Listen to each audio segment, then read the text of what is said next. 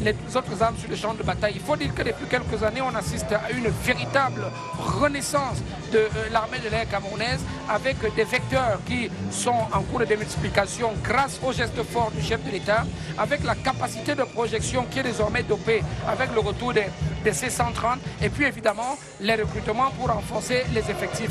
Dans la spécialité ingénierie, l'armée de l'air a beaucoup formé en termes de réparation, capacité pour les hélicoptères, capacité pour les avions de chasse et capacité pour les avions de transport. C'est pour ça qu'on peut se permettre désormais de faire de la maintenance des C-130 à Douala.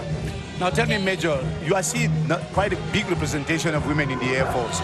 Does that suppose that we only have that huge number of them as pilots of helicopters and planes and whatever? The lead of the Air Force detachment during this match pass is Lieutenant Colonel Mero Charlotte, the trained pilot of the C-130 tactical aircraft. Great. So that already answers your question. I equally want to mention that on March 5th, 2026, the 2001 Air Base in Douala welcomed the Air Force Chief of Staff, Air Commodore Eba Bed-Benoit, that we have on our screen, to witness the first major C2 type inspection, the first ever carried out in Cameroon on the Lockheed C-130 Hercules. More than 3,000 working hours was put in by the Cameroon Air Force Aeronautic Engineers there in Douala in partnership with the company Aeromec to enable the C-130 to fly again. Thank you. From the men in black to the men in white. Men in white. Oui, Evelyne, la Marine nationale, nous insistons ce matin encore pour dire qu'elle ne se limite plus aux missions en zone côtière.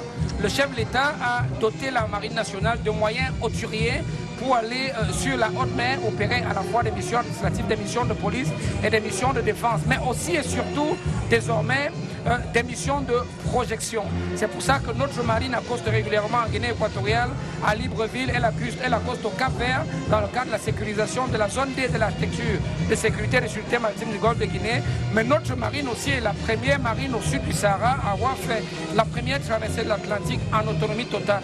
La marine est en acquisition de sa pleine puissance et la marine n'opère plus uniquement sur le domaine maritime, mais aussi dans les espaces intérieurs avec des bataillons qui ont été créés pour renforcer la sécurisation du territoire dans la région du nord, notamment Garouala, Benoué, et dans la région de l'extrême nord avec des opérations militaires sur le pourtour et dans le bassin du lac Tchad. Ces capacités-là sont en cours de démultiplication et la marine monte résolument en puissance. Alors depuis le 11 mars 2011, le contre-amiral Mendoajan est le chef d'état-major de la marine, une marine qu'on voit également à l'œuvre dans des actions civilo-militaires d'accompagnement. Dans le fleuve Nion, par exemple, le Grand Prix du fleuve Nion, qui accompagne la commune de Monatélé, c'était à l'occasion de son 60e anniversaire, et également la conservation du parc national de Campoman. C'est dans le sud du pays avec notamment le 11e Bafumar. Juste une petite précision, Evelyne, il est désormais vice-amiral depuis quelques temps. Nous avons en ce moment les soldats du feu qui défilent devant nous, qui à l'origine au Cameroun était un corps civil et qui depuis pratiquement une vingtaine d'années a fait sa mutation pour devenir une institution pleine.